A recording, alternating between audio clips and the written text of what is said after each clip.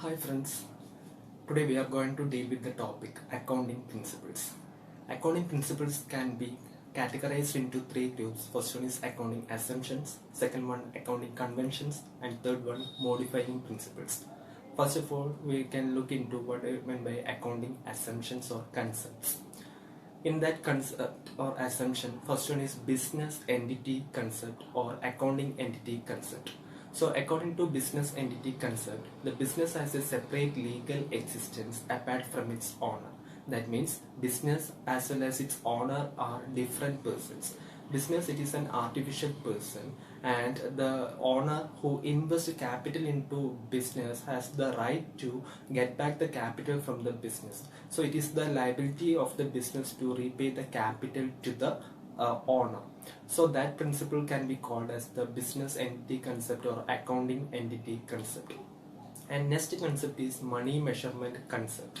According to money measurement concept, those transactions which can be expressed in terms of money can be recorded in books of accounts. All the non-monetary transactions are avoided while we are preparing the final accounts. That concept can be called as money measurement concept. And third concept, it is going concern concept. According to going concern concept, the business will continue for a longer period of time.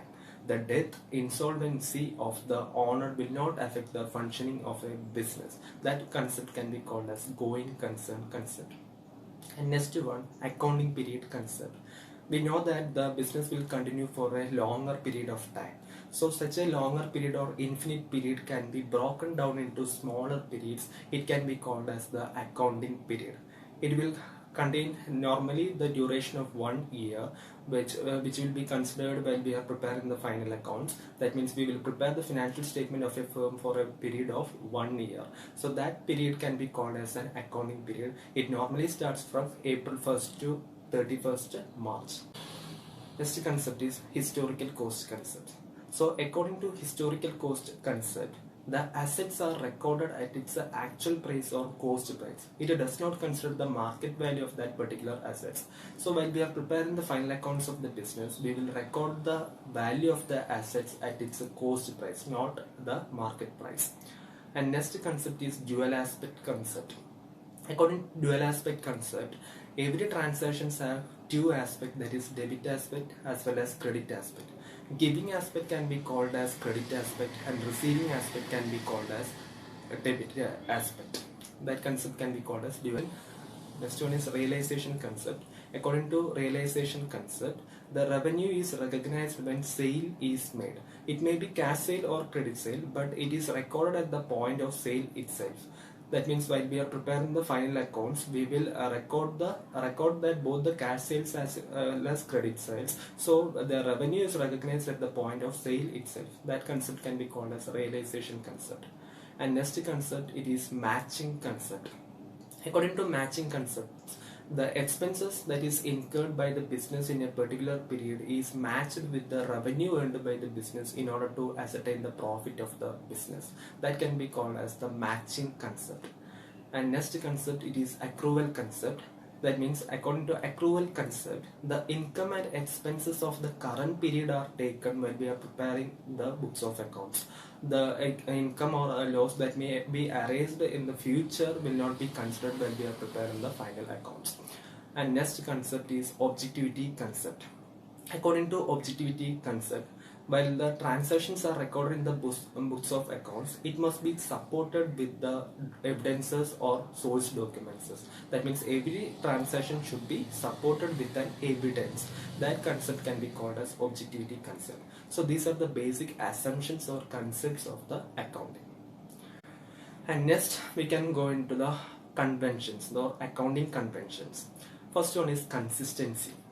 According to consistency concept, the procedures or policies that is adopted by the business should be constant from 1 year to another. For example, if we are adopting a straight line method of depreciation, it should be continued for a number of years.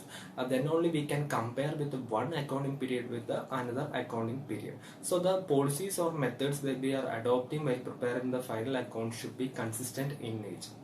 And next convention is the conservatism or prudence convention. According to conservatism concept, the business should anticipate loss, not the profit.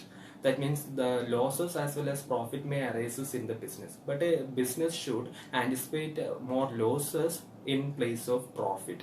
Then only we can sustain, or then only we can plan the activities in order to overcome that particular loss. For example, we are creating provisions as well as reserves for certain items. So what is the major aim of creating that particular provision? To meet the future contingencies. So that provision is created on the basis of this prudence concept or conservatism concept. And next one is materiality concept. So according to materiality concept, the final accounts or books of accounts should disclose all the material facts that is related with the business. No, that the facts should not be avoided when we are preparing the final accounts. That concept can be called as materiality concept. And next one is full disclosure concept. So according to full disclosure concept, all significant information that is related to the business should be recorded in the books of account. It should be shown in the books of accounts. That is, no facts should be eliminated from the books of accounts while we are preparing the books of accounts. That principle can be called as full disclosure concept or principle. That's about the accounting conventions. And next one, modifying principles.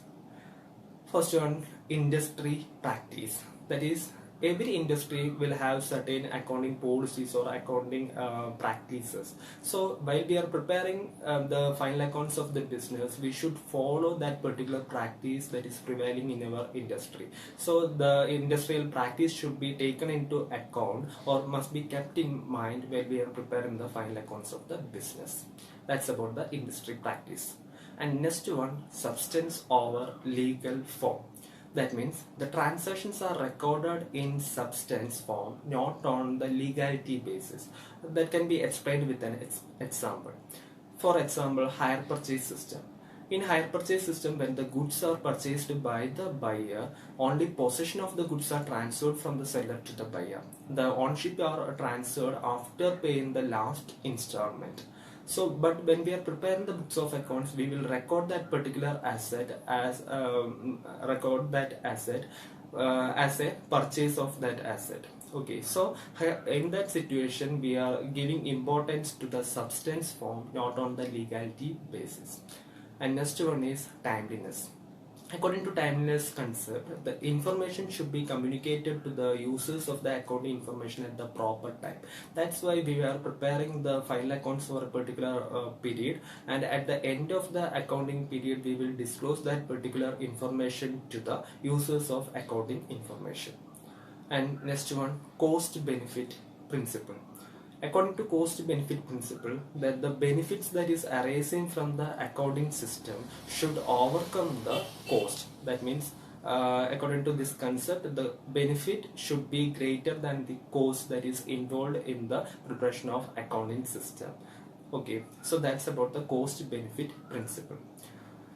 So that's the categories of accounting principles. First category, accounting assumptions. Second one, accounting conventions. And third one, modifying principles.